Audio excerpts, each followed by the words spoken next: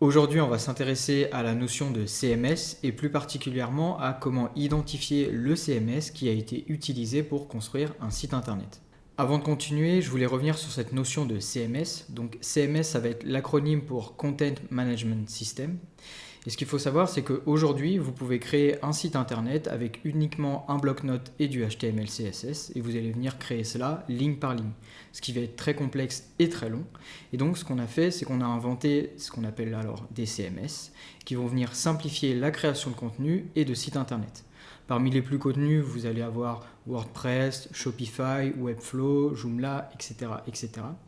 Et l'idée de cette vidéo, ça va être d'essayer d'identifier automatiquement quel CMS est utilisé pour le site que vous êtes en train de consulter. Pour identifier le CMS utilisé par un site internet, il va y avoir à mon sens 3 grandes solutions que je vais vous présenter.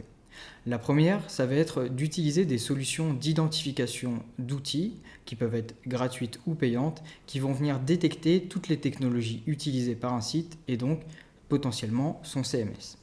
La deuxième solution, ça va être d'analyser par nous-mêmes le code source du site internet qui nous intéresse. Et enfin, la troisième solution, ça va être de demander à l'entreprise qui gère le site internet la technologie qu'elle utilise.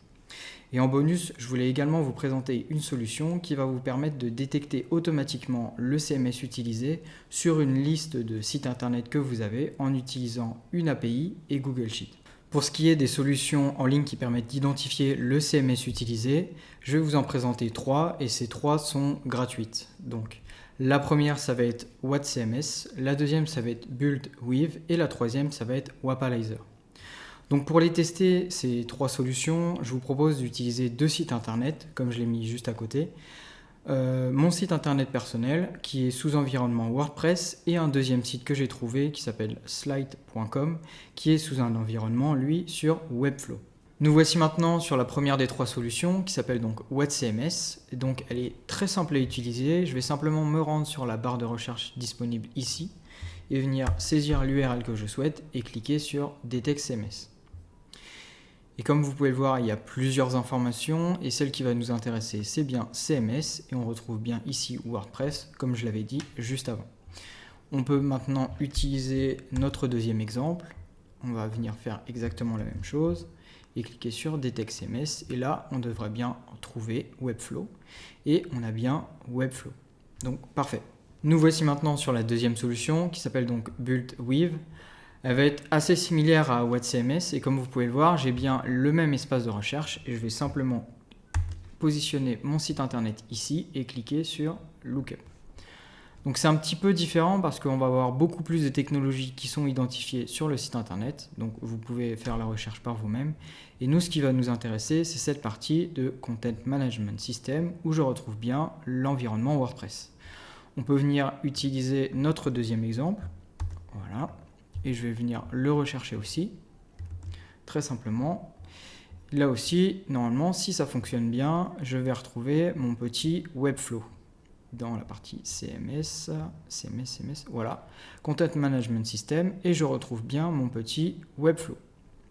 Donc la deuxième solution fonctionne également très bien. Et nous voici maintenant sur la troisième solution, Wapalizer, et là, même système, je vais simplement venir copier mon site internet. On va juste analyser celui-là, on ne va pas perdre de temps. Et je vois bien le Page Builder, qui est le thème de mon WordPress, et CMS, qui est bien WordPress. Donc les 3 solutions fonctionnent très bien. Et à savoir que c'est également disponible des extensions Chrome qui vont venir identifier le CMS utilisé.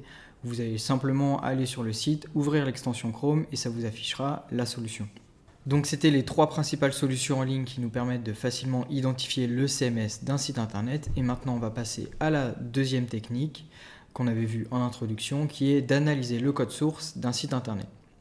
Donc là ça va être également assez simple, il suffit de se rendre sur la page qui vous intéresse, de faire un clic droit sur la page et de cliquer sur afficher le code source de la page. On va donc avoir tout le contenu en HTML, CSS de la page. Et là, on va s'amuser à rechercher des marqueurs ou des éléments qui vont nous permettre de dire si c'est tel ou tel CMS. L'un des premiers éléments, ça va être la balise méta qui s'appelle Generator. Par exemple, sur les WordPress, elle est présente partout. Et donc si on regarde, si on recherche cette balise méta, on va facilement identifier que ça va être un WordPress. Sinon, ce que vous pouvez faire, c'est également lire les premières lignes de ce contenu en format code source et également faire une recherche avec un CTRL F ou un commande F et de rechercher des noms de CMS. Donc par exemple, là, on peut retourner sur le site de slide.com, faire un clic droit, afficher le code source et lire les premières lignes. Et là, même en faisant un CTRL F et en recherchant Webflow, on retrouve bien le mot Webflow et donc s'il est contenu sur le code source de la page, il y a de très grandes chances que ce soit le CMS utilisé. La troisième et la dernière technique, comme on l'a vu en introduction, c'est de simplement demander à l'entreprise qui gère le site internet le nom de la technologie qu'elle utilise. Donc ça peut paraître assez bête comme ça, mais ce qu'il faut savoir, c'est que le nom du CMS, c'est généralement pas une information sensible pour une entreprise ou pour celui qui gère le site internet. Donc là, l'idée, ça va être de se rendre sur le site, essayer de trouver soit la page contact ou soit les réseaux sociaux pour contacter la personne. Si jamais il n'y a ni l'un ni l'autre, on peut utiliser une extension comme hunter.io qui permet de détecter et de vous donner une adresse mail de contact ou une adresse mail qui est liée au site internet. Si ça vous intéresse, je pourrais vous faire une vidéo sur cet outil. Mais là, ce n'est pas le sujet. Donc, une fois que vous avez réussi à trouver un point de contact, vous pouvez envoyer un message comme celui qui est affiché juste à côté de moi.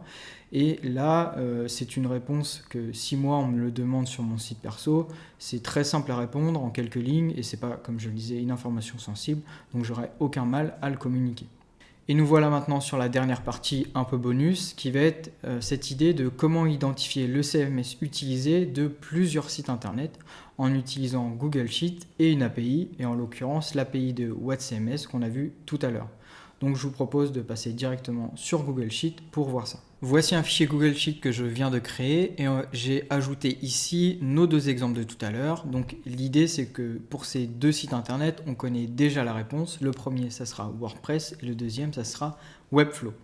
Donc maintenant on va passer à cette solution d'API. Donc ce qu'on va faire c'est retourner sur notre site qui s'appelle WhatCMS qu'on a vu tout à l'heure, aller dans la partie ressources puis API.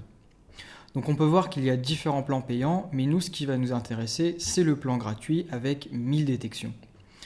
Donc là, la seule particularité qu'on verra tout à l'heure qui est un peu embêtante dans le plan gratuit, c'est qu'on a le droit d'analyser un site internet qu'une fois toutes les 10 secondes.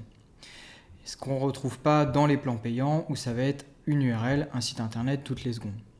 C'est pas grave, on va quand même se créer un compte. Donc là, vous allez vous enregistrer et récupérer assez facilement ce qu'on appelle votre clé API. Ça va être une suite de caractères avec des nombres et des lettres. Vous allez venir la copier et bien l'enregistrer quelque part. Et on va ensuite nous retourner sur notre fichier Google Sheet, aller dans Extensions et dans AppScript. Donc je suis bien sur mon AppScript, donc vous normalement ça sera vide, mais voici le petit script que j'ai ajouté. Donc vous pouvez le copier, le récupérer, qui sera je pense disponible dans la description de la vidéo. Et on a bien ici l'espace où vous devez saisir votre clé API. Alors moi, comme vous pouvez le voir, je l'ai flouté parce que j'ai pas envie que vous utilisiez la mienne, mais vous allez simplement venir copier la vôtre entre les apostrophes et bien cliquer sur enregistrer. Et comme on peut le voir, le nom de la formule qu'on a créée, elle va bien s'appeler getCMS. Voilà, on pourrait changer son nom, c'est pas très important. Je vais retourner sur ma feuille de calcul et saisir ma fonction comme si c'était une formule classique, getCMS. Je vais ouvrir ma parenthèse et sélectionner ma cellule avec mon site internet et cliquer sur Entrée. Ça charge et comme vous pouvez le voir, j'ai bien ma réponse WordPress. Donc j'ai bien utilisé WhatCMS, mais directement à l'intérieur de mon fichier Google Sheet. Donc là, la petite problématique des 10 secondes, elle va se voir, car si je l'étends sur Slide, oh bah là, ça va, il s'est passé 10 secondes. Mais si vous le faites avec d'autres sites internet, sur une plus longue liste, vous allez voir que vous allez avoir un contenu vide, et la problématique, elle va se poser là, c'est que vous aurez le droit d'une recherche toutes les 10 secondes. Si vous passez sur un plan payant, vous n'aurez pas cette problématique. Mais à savoir également que sur les deux autres solutions que je vous ai présentées, qui étaient Buildwiv et Wapalizer, On a également des API disponibles, donc ça va être le même fonctionnement que vous pourrez réutiliser. Donc je pense qu'on a fait un peu le tour sur cette détection des CMS des sites internet. Si vous avez des questions ou des demandes particulières, n'hésitez pas à m'ajouter ça en commentaire et j'essaierai de répondre à toutes vos questions si possible.